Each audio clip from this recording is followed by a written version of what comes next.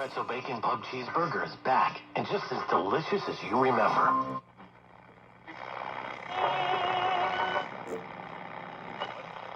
Fried onions, Munster cheese. Over. So it would be funny if it. Vets and their families can get the counseling they need. Michael Fisher is with the Veterans Health Administration. They fear that death toll could go significantly higher. Here's Governor Rupp. Just, really thanked him and said what an honor it was, and getting a chance to be associated.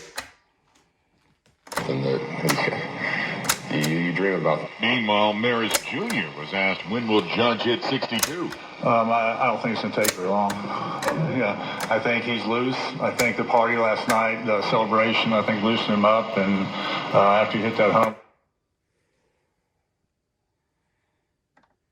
he's just, he got up and hit another seed. You can tell he's back and he's ready to go.